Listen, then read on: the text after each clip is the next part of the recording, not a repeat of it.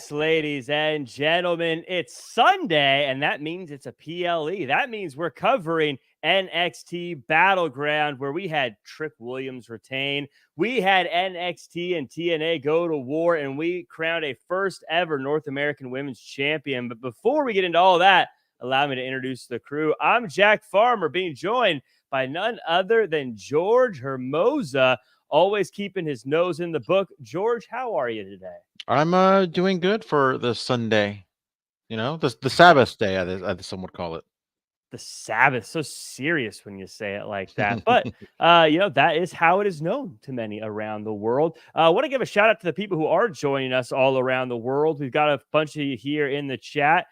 Good to see you guys already. Of course, I don't do my shout outs until after the news section, though. That's for the people who watch all the time, but still appreciate you coming through here. And George, we've been doing these Saturday, Sunday PLEs, pay-per-views, depending on what company you represent, for a while now, and they have been very successful. The bosses over at Wrestling Inc. headquarters have been very pleased with how things have been turning out. So much so, I don't know if you know this, but next weekend, June 15th, Clash at the Castle, we're going to be reviewing that one as well right after the show. I'm going to be on that one reviewing. I don't know who my partner is going to be for that one. I believe Flobo Boyce, but I thought he was going to be here tonight, and then he took the night off. So I don't know how that's going to work out. But, George, it's pretty cool. We get to cover these big events now. I guess tune in and find out. It's funny because it was something that I was kind of asking the bosses as the insiders call it, wink, about maybe covering these things, because obviously me and you have a lot of history dating back almost half a decade, and we would cover a lot of pay-per-views. No. Oh my God, it is half a decade. Yeah, and those were a little bit more. There were a lot of viewers because those were a little more. Those were always a little more on the evergreen side, right? Every now and then, I'll pop in a Backlash 2008. Every now and then I'll pop in a Great American Bash 92. But I don't really get too often where I'm like, you know what? I'm gonna watch a random episode of WCW Saturday Night from 1993. I'm not saying it doesn't happen. I'm just saying me watching a pay-per-view randomly is more likely. Therefore, I'm always on the hunt of like, hey, I wonder if there's a podcast covering, Great Balls of Fire from 2018 or some random pay-per-view from back in the day. So these are always a little bit more, I don't want to say more fun, but these are always pretty cool to cover. By the way, Danny Cochran saying AfterBuzz R.I.P. Yeah, Danny been following for a long time. That's right. That's where I always say, George, you were the one. You gave me the first in. You got my foot in the door to this whole world. It was the hashtag Bring Back Jack. Hashtag over at SummerSlam 2019 was it? Yeah. 5 years. Where does the time go? Jeez Louise. It's crazy. I was a little intimidated at first. I'm like, dude, who is this great looking guy trying to take my mojo? But I had to drop the ego. Yeah, I had to drop the ego and said, you know what? I think Jack Farmer is going to be best for business. Oh, you know what?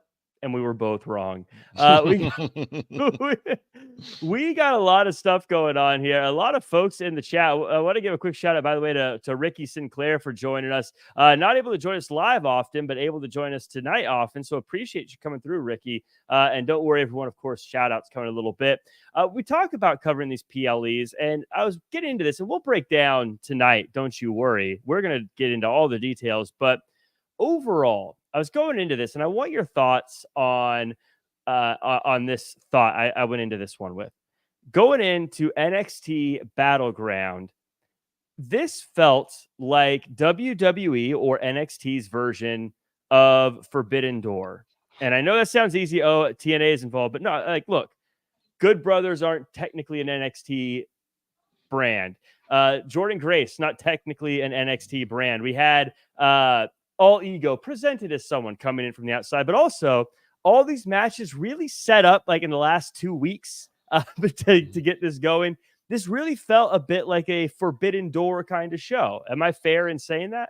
Yeah, I mean, we had stars from Raw, Shayna Baszler, stars from SmackDown, Michin. Yeah, it was a little bit of everybody coming in. Kind of felt a little like, obviously I'm not comparing exactly, but Hall and Ash were clearly WCW contracted wrestlers. When that happened for the outsiders, but Ethan Page kind of like even dropping that little hint that Vic Joseph did not too long ago when he was like, "Wait, I thought I saw him in A." He kind of started to say Yeah. it. And Um, then Booker T cut him off. yeah, even kind of we saw it a little bit tonight, which we'll get into. But yeah, it things like this is what makes wrestling a lots of fun. I'm seeing a lot of people mention Sexy Red, and the reviews in the chat aren't super favorable. I've got to say, I think that whenever it comes to a musician, and George, I want your thoughts because I know you're actually very musically inclined and you have a pretty big musical knowledge base. If you don't get a musician, sometimes, especially a popular one, sometimes you just got to say, you know what, this one isn't for me. Hmm. And so if you don't know Sexy Red, if Sexy Red isn't your thing, that's fine. But I also think that you got to sometimes just go, you know what, maybe this is for a different group of people. What are your thoughts on Sexy Red and maybe bringing music and everything I just said? It's funny because I am kind of trying to stay into with the music, but there was a certain artist that I wasn't really too familiar with about 3 years ago, and then the WWE brought him in, and apparently he's like the biggest star in the world, and that's Bad Bunny. Obviously, Mm-hmm. Sexy Red is not the biggest star in the world, but it goes to show that just because I personally am not too familiar with, or even maybe not necessarily a fan, that doesn't mean there's not a lot of other people that aren't fans of theirs, and that's what goes to show that WWE really is for everyone. Pro wrestling is for Right. everyone. Yeah, whether it be Jelly Roll on Raw being in the Yeah. crowd. They had someone else somewhat recently as well. I think another country singer, but uh, Hardy, maybe. There was a oh yeah, Hardy yeah, every now and then, yeah. Hardy. That's who it was.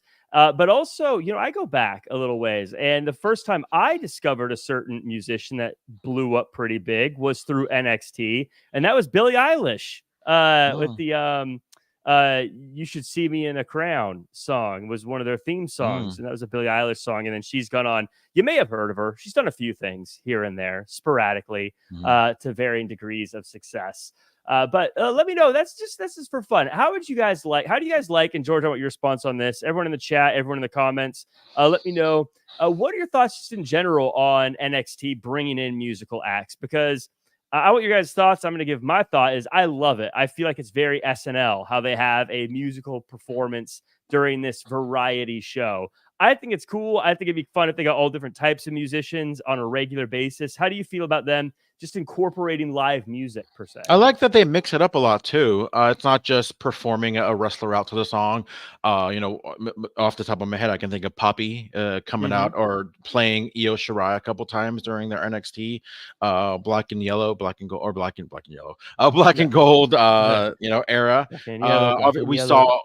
saw. I don't know the name of the band, but it was really cool when Aleister Black had the live band behind him. But yeah, Mm-hmm. we've seen a lot of cool things when it comes to just live performance in general. I've always been a big fan of it. I always go back to like the DX band, the Chris Warren band playing out DX at WrestleMania 14, Yeah. Motorhead playing out Triple H at Mania 17, 25, 21. I always am a big fan of it to the point where I think Rhea Ripley's performance this year at Mania was amazing. And again, going back to what I was saying earlier, I like that they mix it up. It's not just artists coming out and playing out people to the ring. It's Sexy Red hosting NXT. It's Jelly Roll in the audience. It's a Mm-hmm. lot of cool, and it's not just one genre either. It really Right. is like all kinds of different genres to the point where, and apparently Jelly Roll is a big deal. I never Yeah. heard of him before before pro wrestling, and again that gives them a lot of exposure as well. And yeah, I mean, rock and wrestling isn't new. There was a lot of I know we'll get into the pay per view right now, but there was a Right. lot of clips on Twitter going around with Cyndi Lauper on the Drew Barrymore show, Yep. on Jimmy Kimmel show, talking about her time in WWE, and that dates back to the mid 80s, Mm-hmm. to the point where there might be a petition soon coming up about having Cyndi Lauper being put in the Hall of Fame, and rightfully so. She should be. Yes. Yeah, I agree 100%. Sign off by Jack Farmer, Cyndi Lauper in the Hall of Fame. And I think she should have been already, to be frank. thought you were I, Jack. what? You said to be frank. I'm like, I thought your name was Jack. Well, if I was going to be frank, I would say that she should be in there already because I mean, so much of wrestling's popularity came from her involvement during that time. But yeah, Killer Demon saying bands like Code Orange and Poppy wanted Killer Demon's looking to get more of the metal acts in there as opposed to the rap acts. But yeah, I agree with you. I think it's got to be a mix. I think having a little bit of everybody in there. Alicia A is saying it's way overdue for her to be in the Hall of Fame. And KOD saying Cyndi Lauper is from Brooklyn. But yeah, it's definitely, she's someone who definitely should be in there. If you haven't been a, Troy J says Frank is a huge Lauper mark. But by the way, Beer Money, you like the WWE hip hop CD? Put some respect on WWF Aggression, because that's what the name of the album was. I think I have it back here somewhere. Those old CDs were great. God, I sound old. Those old back in my day, the old CDs, they really. Oh, is it unopened too? Is this? Oh no, it's totally open. Oh, okay. But yeah, this is that hip hop CD. But yes, that number one, the DX theme by Run DMC. That one was a classic. Yeah, Man Cave Sessions, Trust Company, 12 Stones, Saliva, Drowning Pool. I'm an old WWF head. Man, those old albums though, like and like who sang the Stone Cold one that wasn't his theme song? Oh, it was like, Disturbed. Sometimes I drink a little beer. Oh wait, I don't know about that. Make a little mess. That sounds like a beer commercial. Sometimes I get a little angry. Sometimes we're not allowed to swear on. You know what's funny is I have no idea what you're talking about. Like you don't know that song? I have no idea what you're talking about. I know there was like an album called like Stone Cold Metal back in the day. It was it was like an extra one on one of those like WWE the Music. Well, I know there was the Disturbed thing that did his song. That was I don't know why he got rid of it. I can't play it on here. I can look it up on Spotify right now, but then we would get DQ'd. Is it or not DQ'd? God, I watch too much wrestling. We would get stricken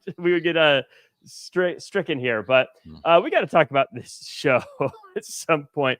But this is where I'm going to do it, guys. It's roll call time. Thank you guys so much for coming through. We got Armando Gomez, Beer Money, Killer of Demons, Troy J, Ricky Zaldivar, John Johnson, Jay Willie, Alicia A, Adonde, Joe C, Lurkin, Daniel Barry, Ricky Sinclair, Montez Tyndall. Good to see you, Montez. Danny Cochran, KC, Arthur, by the way. Hey, guys, the King of the Saiyans is here. Well, thanks for coming through, Your Honor. Your Honor. I was going to say Your Honor instead of Your Majesty. That's the word I'm looking for. 2K Youngboy 24 coming through, Man Cave Sessions. And, of course, stalking you with the dog emoji always gets a shout out. Let's talk a little bit about this show. George, we start with a historic matchup. The NXT Women's North American title 6-pack ladder match. Sol Ruca versus Lash Legend versus Fallon Henley versus Jaida Parker versus Michin versus Kelani Jordynne. Fast-paced matchup, big spots. Kelani Jordynne gets the win and is the first ever North American Women's Champion. This was such a fun match. This was the match I was looking forward to the most. Kudos to not just those women, but just in general, the best women's division of all of pro wrestling. And this was such a fun match. I cannot wait. And we saw a glimpse of it this past Tuesday on NXT. I can't wait for that singles one-on-one match between Kelani Jordynne and Sol Ruca, because that to me is going to be and a lot of chatter this past weekend about the specific match. But I think that's going to be like the Ricochet Will Ospreay of the new generation for women, because those two girls are so athletic. We're going to see certain things, because we saw some really cool things coming out of this match. We saw that really, really cool spot with Lash Legend, kind of, I guess you can call it like a crowd surfing kind of spot, where they which got disrespectfully thrown out of the ring. That was a lot of fun. But man, shout out to every woman involved. I do want to give props to someone specific, because you know I love me some Jaida Parker, but I thought Michin was amazing in this match, and I know she's got a lot of criticism in the past. She kind of had a not so great match around like 5 years ago with Shayna Baszler on one of the takeovers that didn't really get a lot of good reviews. And her run since she's been back has been a little off and on with whether she's the OC, whether she's in some tournament. But I thought she was absolutely fantastic in this match. I feel like this is the Michin Mia Yim that we should be seeing on a regular basis. Not so much in ladder matches, because you can only do so many ladder matches in so much time. But I feel like we saw like a sparkle in her eye that has been missing for the last year or so. Beer Money says Soul Snatchers, hands down, one of the best finishers of the past decade, men or women. Best women's finisher since Ember Moon. George, you are a wrestling historian. Does that statement stack up to you? Oh, 1000%. And the way she just gets it out of nowhere, which I think would make it a little bit a little level above the Ember Moon one. Because in this case scenario, we really didn't see it coming. Sometimes you can kind of see the setup when the person's kind of a little groggy in the corner. But in this case scenario, those two, especially the one off the ladder, completely came out of nowhere. And yeah, So Ruca is going to be something really, really special in the next couple of years. I can't wait to see hers and Kelani Jordan's evolution eventually when it comes to the WWE. I love the Soul Snatcher. I got to agree with you. Every time I've seen it, I think I go, "Oh!" It gets more impressive each and every time. Yeah, and I know what you're saying. It used to bug me the most. I'm going to age myself so much here, but the when Rick Steiner would do the bulldog off the top rope by himself, not as a tag team, and the other guy would have to like stand up and like back up towards the turnbuckle. I'm like, okay, what are we doing here? And it always looks so silly, but I never see it coming. Like, but it feels like I should. It's just every time I'm like, oh, geez, how did she hit it so quickly? Very, very, very cool. And it looks like everyone's pretty much agreeing. Adonde 1000% Beer Money. And Alicia saying that I've liked Mia Yim's run in NXT. Yeah, it's good that she's getting that opportunity here. I think from something I wanted to say is that I love Kelani Jordynne getting the win here. Because going into this one, and I tweeted this, I felt like this one could have been like anybody's game. Honestly, anyone could have left tonight with that title, and I've been like, I could see that. This was probably the toughest match you're gonna have to pick here. But I love that Kelani got it because Kelani Jordynne feels like her path has been very tough the past few years. Like she's had a lot of things set up, and then things outside of her control have fallen apart, whether it be people no longer with NXT or storylines changing or whatever. It feels like it's been tough, but she's powered through it, and I feel like this gives her sort of a footing that is her own now. She doesn't have to worry about whether or not other people are still at the company. That's not their fault either. I don't mean to paint it that way, but you know what I mean. Like it's hers now, and she really has her own destiny in her own hand. And the destiny, by the way, I want to mention. I saw this post from at Toxic Attraction on Twitter, and it had a picture of all the inaugural female champions. We had Michelle McCool, Paige, Charlotte Flair, Becky Lynch, Sasha Banks and Bayley, and now Kelani Jordynne. And I'm looking at this list, and George, Kelani Jordynne's still new, but everyone else I feel like is a surefire Hall of Famer. Like, oh, no doubt. Do you think now? Obviously, this is way too early. I mean, Kelani Jordynne, are we looking at a potential Hall of Famer here? Oh, 1000%. I mean, she made history. Not too many people make history and don't end up having a Hall of Fame career. Yeah, 1000%. This was a lot of people's time to shine, and this was their turn. This was phenomenal. I cannot say enough great things about these 6 women. And that goes to show how stacked this division is, because you could have inserted like a couple other women as well, and it probably would have been just as phenomenal. We've been seeing a lot of great things from a Tatum Paxley recently. We've seen, Ariana Grace really come into her own. And like you mentioned, we've seen storyline, not obviously Gigi Dolan's still with the company, but we saw that storyline kind of flounder a little bit, but she's still, going at it. And yeah, I cannot wait to see just how this championship is going to get spotlighted now, on a regular basis on NXT programming, especially heading into the CW era, which comes up already like in 3-4 months. I always say one of the things that I would say college coaches are the best coaches in the world because they can't keep their players. If they're good, they leave. And I look at the women's division NXT, and it's kind of the same thing. They don't get to keep their players.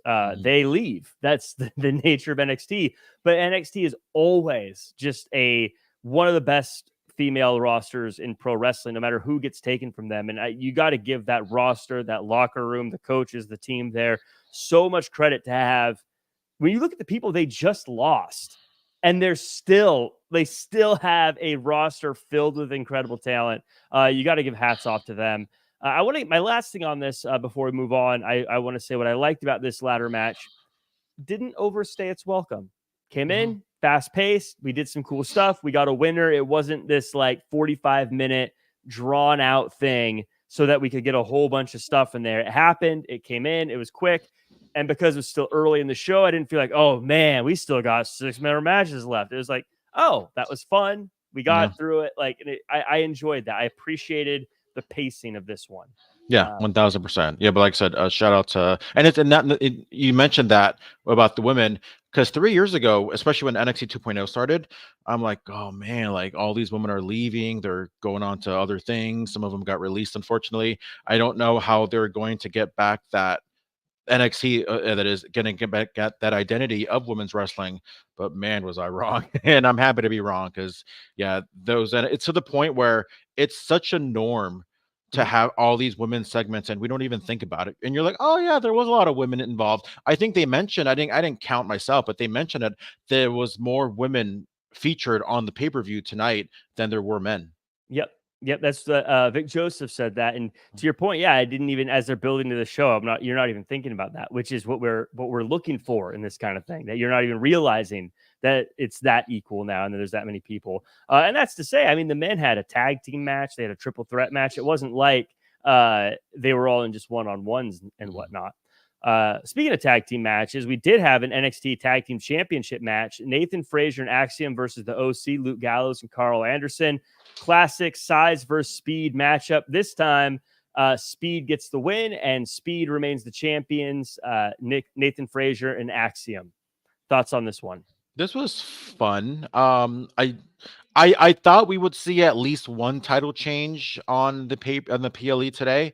I was wrong on all accounts, but I mean, it was good for what it was. Clearly, it was a way for these literal global veterans in the OC that have wrestled all over the world, give these guys an opportunity to really be in the ring with such veterans like these guys. I mean, Luke Gallows, I was thinking about it today. What a journey this guy has from being Festus to the fake Kane, or other way around, fake Kane to being Festus, to doing the straight edge society, getting released, coming back, getting released again, and then coming back, but really accomplishing whatever you can accomplish when it comes to tag team wrestling these days all over the world. So for him to come back and putting over some of these younger guys, as we call them on NXT Tuesday at the after show, Fraxium, they show that they really do belong with guys that have that notoriety like the OC. Yeah, I like that they sold us on that too at the OC, that like when you look at everything the OC accomplished, this is one thing they haven't, and they're the kind of guys that want to check every box. So they want these titles for a legacy, a career thing. I think that was a cool story to play from commentary. I want to give them a shout out for that. As far as Nathan Frazer and Axiom goes, I've said many times I was a huge NXT UK fan, to the point that I kind of root for everyone from there. Similar to like anyone from Lucha Underground, I'm kind of rooting for them to do well. So I'm rooting for these guys. But I want to ask you, because you cover NXT every single week here on Wrestling Inc., which you can check out right after the show every Tuesday. You and Glenn, the tier system. You have like your A, B, C, D, but then at the very top, you have like your S tier. You know how that whole thing works? Yeah. Where would you put Axiom and Frazer? What tier are Axiom and Frazer? I would still have them maybe like on a B tier. And I was thinking about that today. Unfortunately, as great as other aspects that NXT has, I feel like the tag team division is still a work in progress. They have a lot of new teams that really haven't been able to showcase themselves. We saw we have Hank and Tank that are a team but really don't get showcased as much. We got other teams Out the Mud. Yeah. And that other team, I'm blanking on their names, but they're like, yeah, they're big guys, but they're like into science and math and biology and stuff. Yeah. And so I feel like it's a work in progress. So, hopefully they have a chance to raise those tiers. Obviously, it's a marathon, not a sprint. Especially with I'm going to mention CW a lot because I feel like that's going to be a big deal. Yeah. Going into it, they're really going to start showcasing a lot of divisions, as they should. But I feel like it's a work in progress, and I'm happy that Axiom and Frazer are at the top of that helm. Ricky's saying Gallus boys on top. I love the We're going to talk about the Gallus boys here in a little bit because we need some justice for Gallus, and I'm going to get into that whole thing in just a little bit. But yeah, I am a big fan of these guys. I do feel like that's kind of one of the problems, I think, when you add in a new division and you do have so many strong divisions. Sometimes other divisions are going to struggle, and I think you only got 2 hours every single week, right? And so you've got a championship division for men and women, now a North American championship division for men and women. That tag team championship getting a little squeezed out, not to mention the Heritage Cup, which I, as a fan of that division, I fear may get squeezed out completely. But that's just for me. So that said, George, if I gave you the pen, the pencil, whatever we're writing with, who's next? Who gets a tag team title shot? So it's crazy because I mentioned this a couple weeks ago. I feel that NXT lost, and not to say they weren't ready. I'm not saying that I feel like they deserve to be on the main roster, but it goes to show how valuable they are. When Pretty Deadly got called up to the main roster, that tag division, I feel like that's when it started to go a little downhill. They really lost a valuable commodity in that division when Pretty Deadly got called up. So I'd bring them back. Now that they on the main roster, we saw New Day come back to the main roster and win the championships. There's no reason why a team like Pretty Deadly can't come back in and win the championships. But also, with that said, now that this kind of agreement that we have with TNA, maybe we see the Rascals come in and give Axiom and Frazer a shot to see what's up. We'll definitely be talking about that in a little bit when we get to that North American triple threat match. Gallows and Anderson back to SmackDown. You think they're done on NXT? Oh yeah, I mean, I think they totally are, especially with what we're seeing with AJ Styles. It feels like now we're seeing them as a trio again, and hopefully they go back to do what they do best, and that's beat up John Cena. Right. I think we're seeing. Alicia says, yes, since they aren't using Pretty Deadly on the main roster. I think one of them's injured, if I'm not mistaken. I could be mistaken, though. Yeah, if that is, I know I remember seeing one of them in a wheelchair, but I feel like that was like they had come back already after that. Because they came back and they had like 2 matches and they were out again. I think something happened, but I could be wrong. They were in that one of those qualifying matches to be in that ladder match at WrestleMania. But I feel like we've only seen them maybe once. I can't remember if they got drafted in this past draft, but hopefully we see them. I like them. They have to me, they have a very top. Speaking of S tier, they have an S tier style or the S tier of theme music. Oh, yeah. Pretty Deadly is one of the greatest things in pro wrestling when they're rocking and rolling. Yes, boy. Yes, they're so good. I always say they're not brothers, but I've never seen a team that isn't brothers speak together the way they do and bounce off each other as quickly and as naturally in a way that does not feel planned. I mean, it doesn't sound planned anyways. Like they don't feel like they've rehearsed these lines, but they just bounce off each other so well. Pretty Deadly. They're like a male version of Lay Cool. They're so good, man. And I think individually they could be great. Yes, boy. Yes, boy. I love Pretty Deadly. Like I said, Ricky Sinclair said Gallus. Yeah. I love their old theme music, man. That theme music is so UK. Dude, it was so good. Oh. I love that. Bring it back. I got justice for Joe Coffey. I've got a rant coming up. Not really a rant, but I'm going to be talking about it.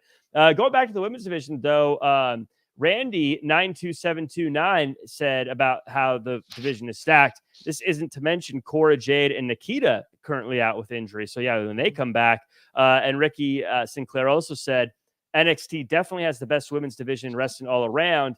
TNA is a close second. Yeah, I would say TNA is probably their number one competition there, which means we could get some very cool stuff coming up in a little bit. NXT UK was awesome. It was so good. I loved NXT UK. But Arthur, by the way, real quick, George. So who do you guys think the next main roster wrestler to show up in NXT is going to be? That's a really, really good question. We saw Apollo Crews go back to NXT and now he's back on, the main roster. That's a really good question. That's one of those questions that I need to get prepped for. Austin Theory is my pick off the top. Oh yeah. I mean, I think he finally found his groove with Grayson Waller. But but I wouldn't mind seeing somebody like off the top of my head, Bronson Reed, I could see too. Roman Reigns. No, Yeah. uh, Roman Reigns, honest. yeah. Cody Rhodes. I mentioned this before the draft, though. I would love to see somebody like Omos come back and have a nice little run on NXT, and maybe giving Trick Williams a run for his money. I'd love to see Omos dominate people, and then, I'm going to say it for a little bit because I don't want to spoil something later. Let's talk about someone else who came back from the main roster to come and have a match on NXT, and that's Shayna Baszler, who faced Lola Vice. By the way, please join us every Monday. We talk about Shayna Baszler and what she's doing over there as well on Monday with Triple J. Speaking of Triple J, Jeroy J saying Tozawa going to NXT. I'm a big Tozawa fan, everybody. I had to cool my jets a little bit on the show, but don't you worry. Akira is ready. So we got an MMA style fight with pro wrestling elements. At some point, Baszler just attacks people at ringside, and Shayna's head hits the ring steps, and Vice takes advantage to get the win.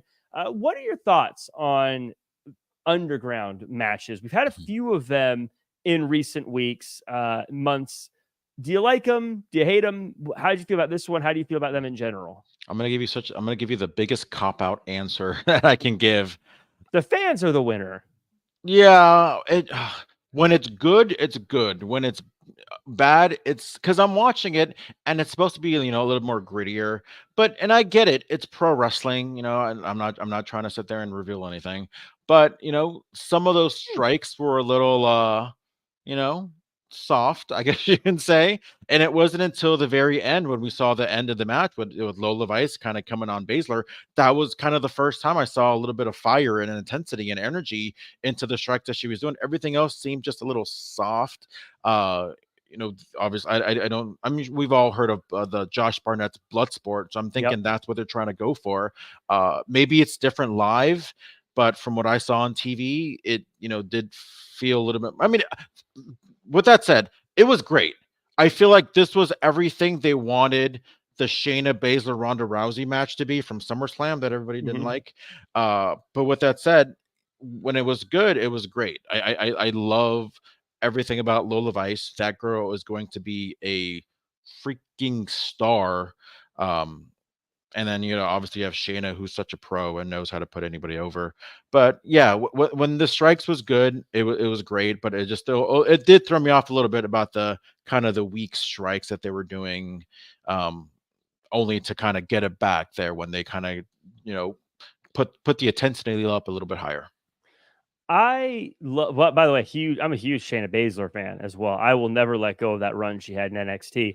But I actually really like this. I feel like they were the victims of some production issues, though, with this one, where like the lights felt super dark for so much of it, and it was kind of hard to see what was going on.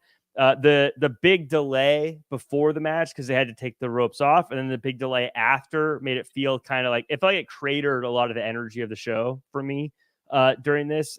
I personally love the match aspect of it.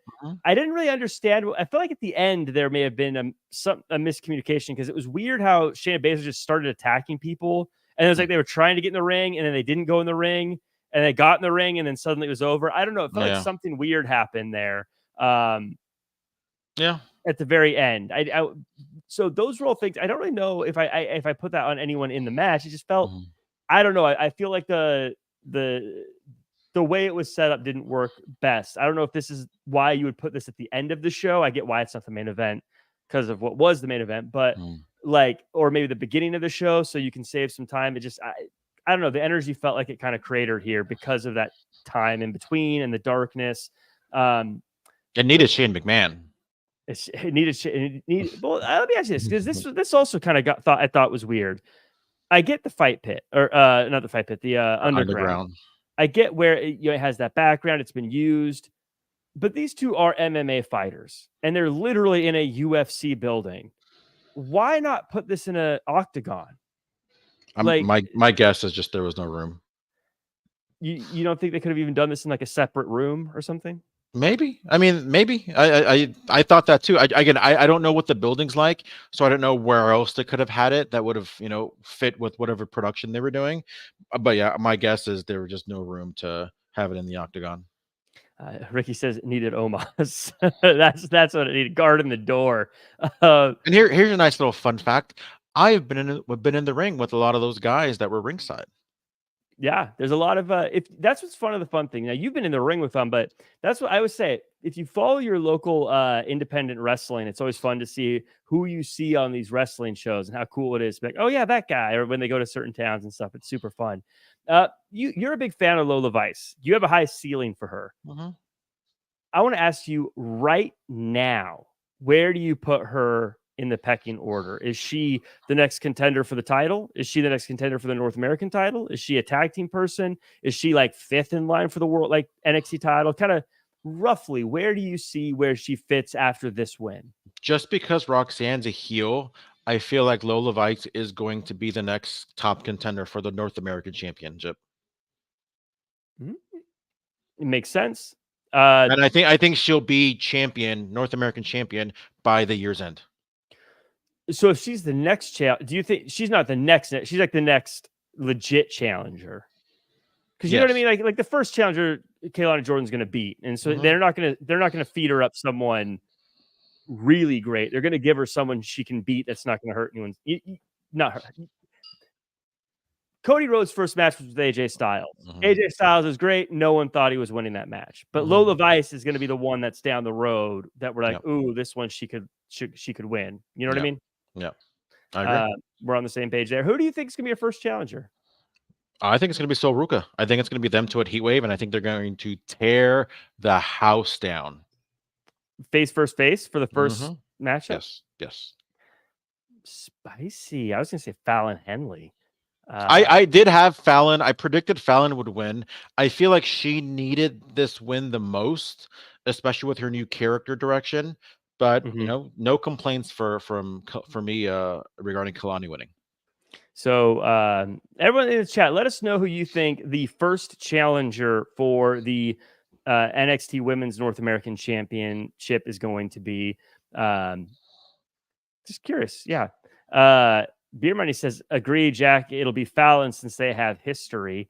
Yeah, could see it. And plus, I think Fallon Henley's in that spot where if she took a loss, it wouldn't kill her. But she's also kind of on a little bit of a win streak. Not tonight, but she's been dangerous lately, if I'm remembering correctly. Speaking of North American Championships, though, we had a triple threat match. Oba, Femi, Wesley, Joe Coffey. Femi dominates this whole thing basically until Gallows comes out to try to take out Femi, but he overcomes all them, throws people around like they're nothing, gets the win and retains. George, I'm watching this thing, man, and I've been saying this for a while on Draped in Gold with Lobo Boys. I've been saying this whenever I'm on NXT's after shows. Oba Femi, man, I feel like he's ready for the big time. I feel like he checks every box. I feel like this is the guy. I feel like if he got called up today, I think he would swim just fine with the Sharks on the main roster. What do you think about Oba Femi? This guy is such a freak of nature. The things that he can do. I mean, going back to Stand and Deliver or was it Stand and Deliver? It was the one after that when he had was it Ivar and Dijak. Oh, yeah, and he just literally just kind of picked them up like nothing. Holy moly! Yeah, this guy is such a freak of nature when it comes to just strength. Oh my god! And this guy's only 24 years old or so. He's young. In 10 years, this guy is going to be a WrestleMania main eventer. Yeah, it's absolutely. And the thing is too, is it's not like he's just like big and good in the ring. His presence, him on the microphone. And I think like he gets it. Like when he talks, the way he opens his eyes wide, and so like he just looks terrifying. He gets it. He understands what he's doing. It's not just he's a big, powerful guy. I think sometimes we see big, powerful people like, oh, they're the future, or they're good in the ring. This guy gets the character. This guy gets what he's doing. I'm watching this. I'm like, man, I want to see him face Gunther. Let's just throw him in there with Gunther right now. I want to see how that would go, because he was throwing big Joe Coffey around like he was a hacky sack. Like, did you see how high he threw Joe Coffey in the air at the end of the match? He just threw him up in the air. It was this.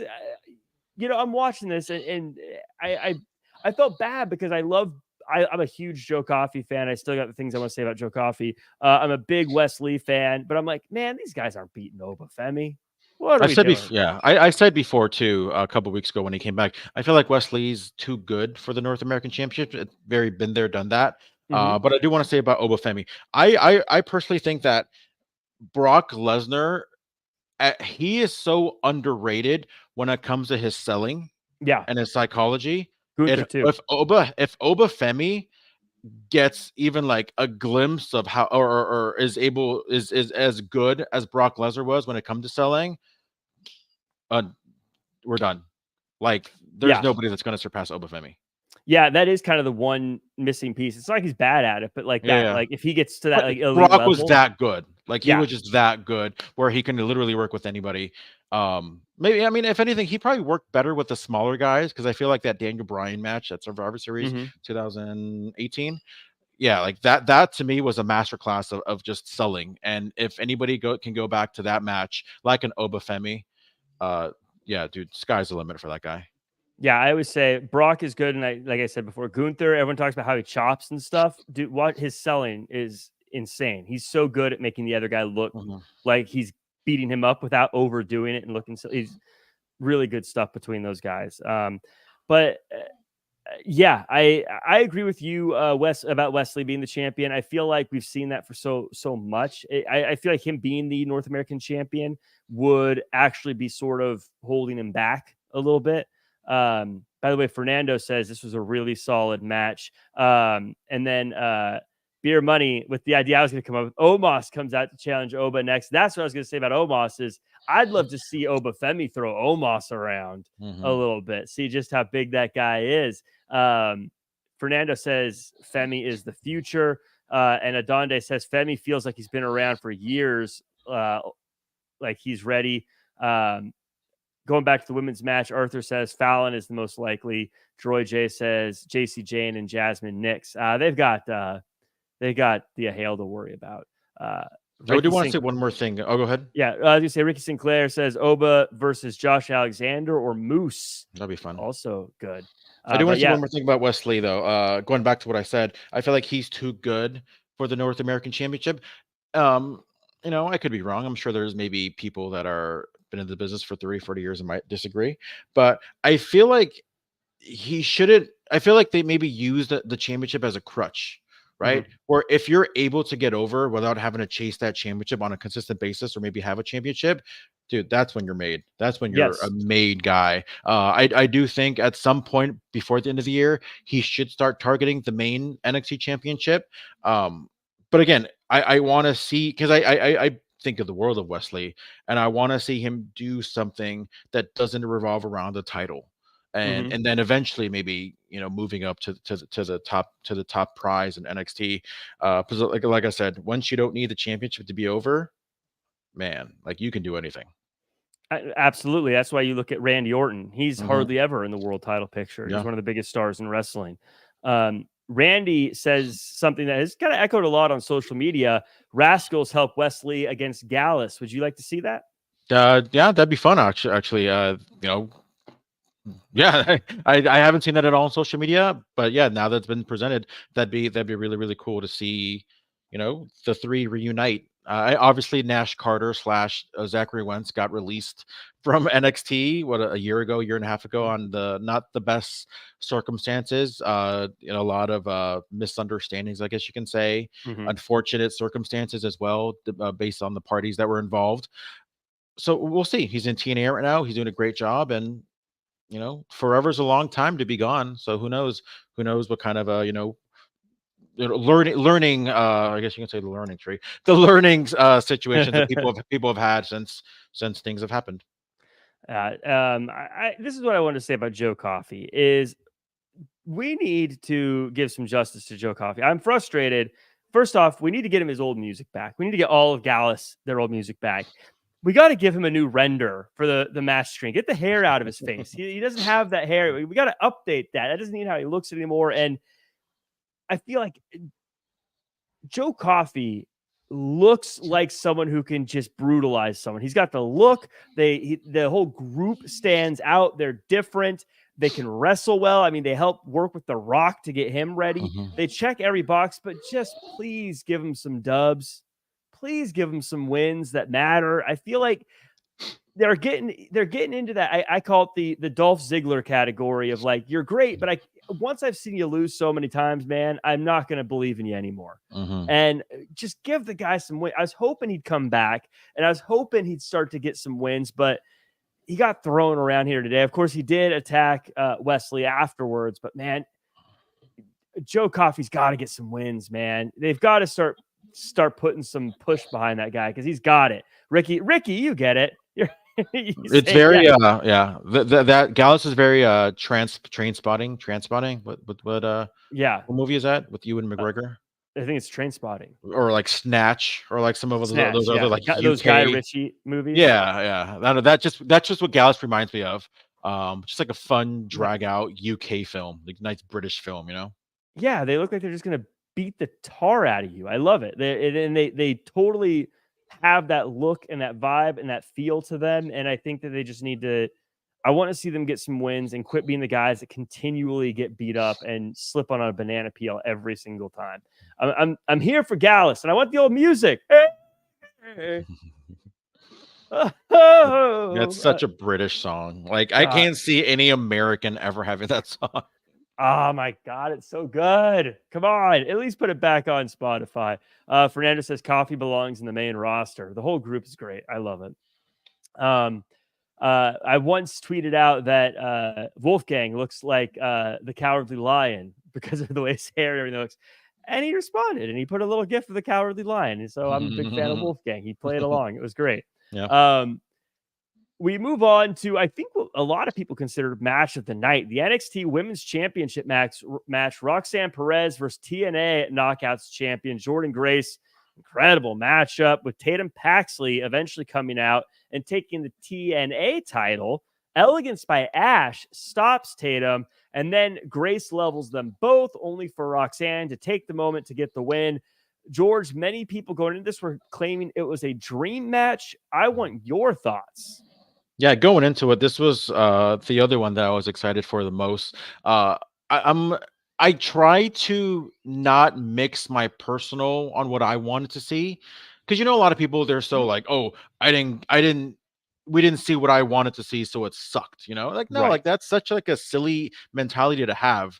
I thought the match was great. I would have liked for Jordynne Grace to win the NXT Championship because overall, when we get into final thoughts about a Battleground, I think it wasn't bad, but I feel like it's going to be forgettable down the road just because nothing really big happened. But if Jordynne Grace would have won and took that championship to TNA, maybe defended it at Slammiversary and Roxanne go, whatever, like that would have been something cool. We would have always looked back and said, man, Battleground was something. That was really, really cool. And we didn't get to see that. It doesn't take away from how good the match was not expecting any kind of interference, let alone Tatum Paxley, let alone Ash by Elegance. That was really, really cool. I do feel bad because there wasn't really any kind of pop for Ash by Elegance when she came out. I don't know if just maybe the crowd themselves were kind of, maybe not really feeling the whole thing. I don't know. It could have been a lot of things. I feel like their energy level should have been a little bit higher for the whole night, not just that one match, not just that one moment. But yeah, overall, it was great. I think they worked extremely well together. Roxanne knows how to work with somebody of that size, and Jordynne Grace knows how to work with somebody that size, and I think they really played off their strengths really, really well with each other, and I would love to see this ran back at some point, maybe even in TNA. I know TNA, I want to say next week they have like a Against All Odds pay-per-view, and Jordynne Grace has an open challenge. Man, if Roxanne Perez goes out there and accepts that challenge, that'd be amazing. Well, this is what I think is going to happen, and this is why I like it, is I think they laid the groundwork for much more than just this match tonight. And I know a lot of people are frustrated with how it went, but I think this is how you lay groundwork, because now I could see Tatum Paxley going after the TNA championship and Jordynne Grace getting a win over a WWE wrestler that way. I could even see Ash by Elegance taking a loss to Roxanne Perez. So we continue that with, each of them getting to win on each other's shows. And then I can see those two breaking up off and going Jordynne versus Ash, and then Roxanne versus Tatum. And we have a lot of stuff to build off of there. Yeah. I think the truth is, if we were thinking this was going to be a clean win or loss, we probably weren't being honest with ourselves. And I love the idea of the NXT title going to TNA. That's spicy, but I don't know how you book that well. I don't know if I've ever has we ever seen someone have their championship go to another company and it was great, because I remember Kenny Omega did it for a while, but I feel like that wasn't as spicy as I think we all really wanted it to be. And a lot of people probably went, well, that's because they did it, blah, blah, blah. But is there a better way to do it? Like, is NXT really going to tune in to TNA to watch what's happening over there? Like in big enough numbers? It's weird because it's not like TNA is on a major network like AEW is on TBS or TNT, or NXT is on the USA. It's on Access TV.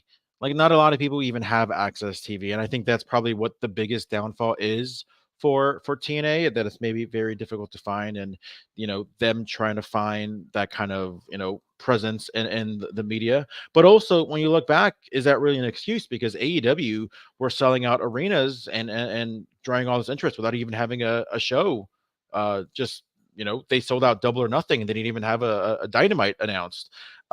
So it just, obviously it's different. Timing is a lot of things, but yeah, as Danny Cochran said, if AJ can go over to TNA and win that championship, I think that would maybe help with bringing over eyeballs. I'd love for New Day to go over and win the tag team championships. What TNA people could win main roster stuff? Probably Moose, Josh Alexander, Jordan Grace. I don't know about main roster though. I don't see Moose coming in and winning like the US championship against Logan Paul or anything like that. I could see Moose beating Sami Zayn. Maybe. That's assuming he's going to beat Chad Gable. I could see Moose beating Chad Gable. I can see like Josh Alexander maybe winning the Speed Championship. Would that be something TNA is happy with? Probably not. Armando says, I blame you, Jack, for the letdown factor. I sold myself on Grace winning. I had her winning as well. So I'm with them. Beer Money says, I love this match, just hated the ending. Ash should have caused Jordynne the loss. I think Ash didn't get the response from the crowd also because she didn't come all the way out. I don't think a lot of people saw her because she didn't come all the way out to the ring. Her music didn't play. I think it probably took a lot of people a while before they realized. Yeah, I like to give them benefit. I'd like to give glass half full, as opposed to assume that people didn't care. I was thinking like, oh, maybe they just didn't see, maybe they were focused on Tatum, or maybe seeing what was going on in the ring. But then again, it was a small arena. It was kind of a, 500, 600 seater. So it's not like they couldn't really see everything, what was going on. So I don't know. I like to think that maybe it was that.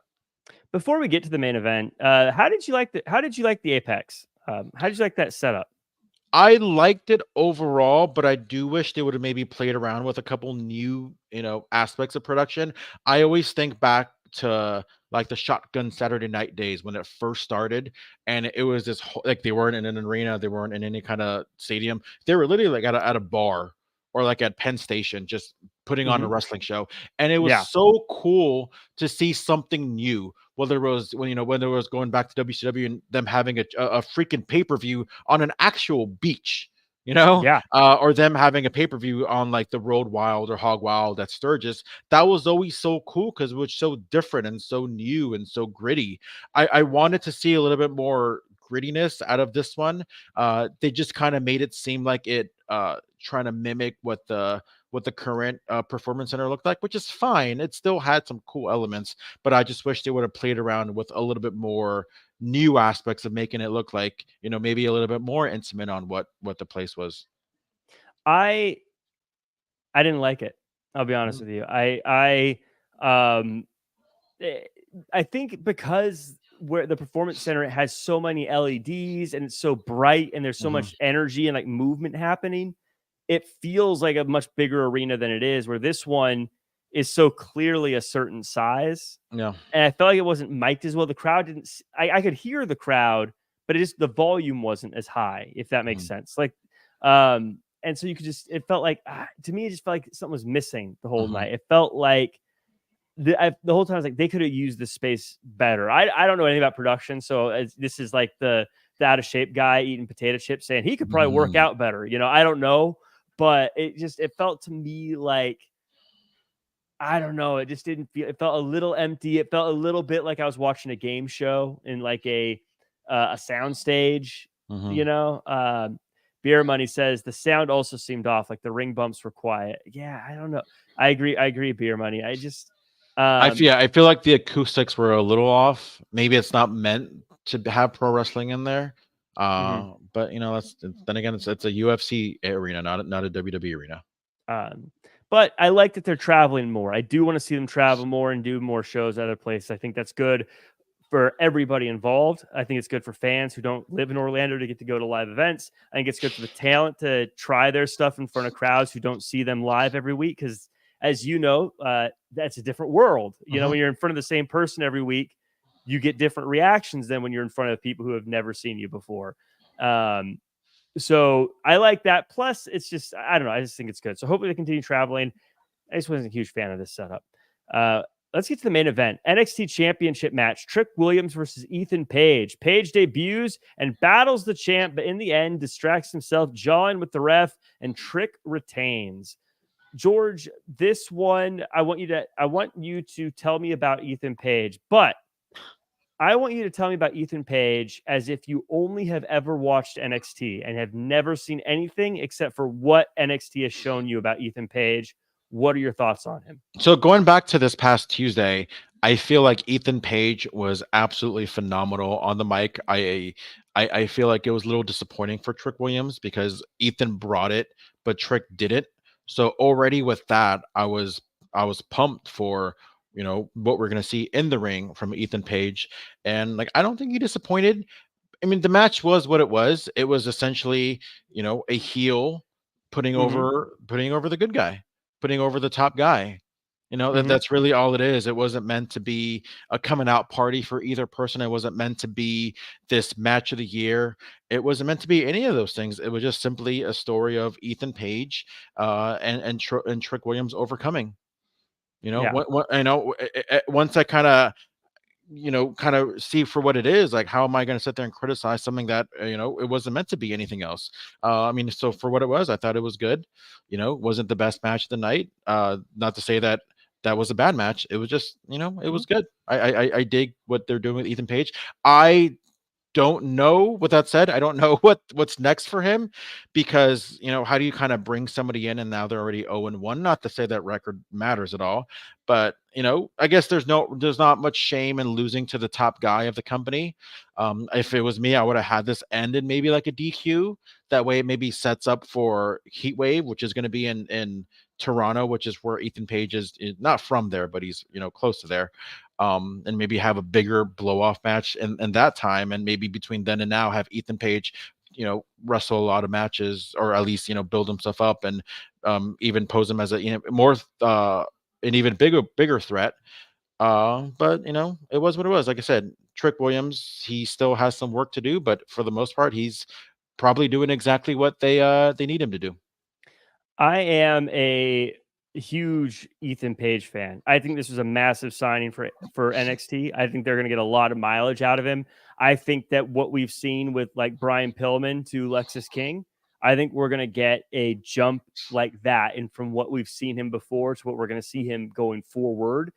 I think this was the right call, though. I'm not a big fan of someone just coming in day one being the champ. I feel like that usually ends up long-term not paying off. So I think this was a good call. I agree with you. I don't know if I think that this was match of the night. I think that this was the first time on an NXT show that I can ever remember where it got bit by the too many matches bug.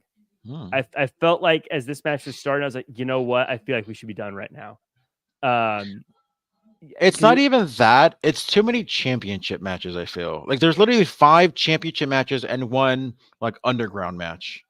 Yeah. I don't know. It was 7 matches total. 1, 2, 3. Am I right? 4, 5, 6. Oh no, 6 matches. You're right. 6 matches. Usually they do 5. Um, and so to me, and everyone, let me know if I'm wrong. And by the way, for anyone who likes the tribalism stuff, I call AEW out on this all the time, like all the time. But I do feel like, you know what? I don't know if maybe it's because of the breaks in between the underground matches. I going into it, I was like, you know what? I feel like we should have finished at the end of the Jordynne Grace Roxanne Perez match. Not that this match should have been cut, but you know what I mean. Just like in the fun of watching a show, it's like, oh, okay, now we're starting to feel like we've been here for a while. Or even like if armchair booking, obviously everything's better in hindsight. I would have had this match as a semi-main, and because just me personally, I think having that interpromotional championship match is a bigger deal than what we saw with Trick and Ethan, and have the end of the night have NXT versus TNA Women's Championship, and then on that, and again, I also would have had Jordynne Grace winning, but yeah. And by the way, like you're not a fan of somebody coming in on day one. Santino Marella disagrees with that. Well, Santino's his own category, but but that said, I agree with you. I think they should have ended with the women's championship match, but that's hindsight, to be totally honest. I don't like it when people before the show is over is like, this should have main evented. You don't know how it's going to go. You don't know how this is going to play out. So like the way they drew this up, I don't blame them for it all. It's like a football play that doesn't work out. Right? I mean, it was a good call. It just didn't work. And it worked. I guess worked. That makes it sound like this failed. This was fine. It just, I don't know. Yeah, maybe after that women's match, I was like, I think I'm ready to wrap this one up. But I love Trick Williams. I love Ethan Page. I think they're going to continue to do some good stuff there. And overall, I thought this was it was a fun show. I don't know how notable it was. I don't know how much we'll like look back and be like, man, remember Battleground in Las Vegas when all that, but it was fun. Like watching, I enjoyed it. I feel like I went on a journey with a lot of different types of matches and characters. Everyone in the chat, let me know your overall thoughts of the show. But George, you let me know your final thoughts and where can the world find you online? Yeah, overall, like I said, I thought it was a good show. Unfortunately, I think it's going to be forgettable in the long run. We all look back because I always say this after every single WrestleMania that's ever happened. Literally, you asked me within an hour, "Hey, what you think of WrestleMania?" It was the absolute best WrestleMania I've ever seen in my entire life. Ask me in like a month, because then that's a bigger like what's going to be memorable, what's going to be stuck in my head. And unfortunately, Battleground was not going to be one of those shows where it's going to get like, oh man, remember that one Battleground with that one match. I mean, I think the most notable aspect of it was that North American ladder match for the women's, for the first one. That to me is probably going to be the most memorable aspect of tonight's match, of tonight's show, and I'm interested to see if I'm going to feel that way in a month or 2 months when somebody asks me like, oh yeah, and what did I think of that? Hopefully I'll be able to say, oh yeah, it was a okay show, but that one match was phenomenal because I really think the ladder match was great in every aspect. I think in general, I think the women tonight killed it. I think they were absolutely, every single woman involved just were on their A game. But yeah, just overall, but I mean, it's not bad. Not bad, to be a forgettable show. Just, there's a lot of shows, and well, there can only be one best show of the year, so not necessarily a bad thing. But yeah, if you want to see more of what I have to say, I'm actually a little inspired. I have a wrestling channel, the Wrestling Chatter on YouTube.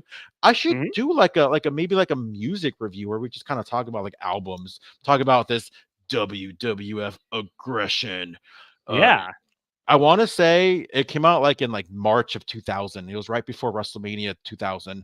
And I remember taking the bus over to like the Warehouse of Music because I had a gift card for that. And I was like, I'm going to buy WWF Aggression. So yeah, I don't know, maybe we'll do more music related things on the old YouTube channel. So therefore go and subscribe. The YouTube chat, the Wrestling Chatter on YouTube, TW Chatter on social media. So you can follow me at G Hermoza, GHERMOZA. We should do, we got to figure out a way to do a show where we don't get the music strikes, maybe on Twitch or something, where we can do them. We'll just like do a listen along or something. But I got to figure out what the name of that song was. That sometimes I drink a little beer, sometimes I make a little mess. I'm trying to Google it right now. I'm gonna say I can't find it. Okay, I'll look it out. Look it up at some point. But in any case, I thought this was a great episode. Sometimes I drink a little beer. Sometimes I make a little mess. Sometimes I get a little angry. Is it him singing? No. Because I want to say, I know they had that one album. It was like, I think it was called like WWE Originals, where it was all like them singing songs that was made for them, except for like John Cena, who sung the OG Thugonomics. It was H Blocks. Oh hell yeah, is the name of the song. I don't know. This one's by Snoop Dogg and WC. No, it's not that one. It's not that one. It was chat. I need someone to look it up for me, so I'm not just staring. This is terrible. This is terrible on audio. I can't tell which one it is. Anyways, okay, we got to move on. I like the show. Like I said, this reminded me of like the old WCW Slamboree kind of shows where you're like, oh, this is cool, fun show. It's not Bash the Beach or Halloween Havoc. Similar to this, it reminds me like an At Your House kind of WWE show too. We're like, oh, some cool stuff happened. Yeah. But it's not WrestleMania. Enjoyable show. I think that it's just the embarrassment of riches they have at Taylor. Because think about how many people weren't on this show that they could have had on this show who are stars. So really, really good stuff. Very, very interested to see how this relationship with TNA continues to unfold. I want everyone to go and follow at Wrestling Inc. though. And by the way, do yourself a favor. Follow at Real Jack Farmer across all social media. Where you can find all the stuff I'm working on. But follow at Wrestling Inc. That's where you can get all the latest news. Also, George, can I let you in on a little secret? The internet's best wrestling secret of the best After Raw podcast is right here on Wrestling Inc. with Triple J every single week. And we're going to be live tomorrow after Raw this week. What are we going to talk about? I don't know. Maybe we're going to talk about the Wyatt family QR codes. That could happen. Maybe we'll finally talk about Ricochet and where he might wind up. Maybe we'll talk about some other news that I don't know about. But whatever it is, we're going to talk about it tomorrow on Raw, as well as we're going to be live after Clash of the Castle right here on Wrestling Inc. Give it a follow. Also, check out WWF The Music Volume 4 for H Blocks. Oh, hell yeah. At 3 minutes and 16 seconds of pure audio heaven. That does it for us.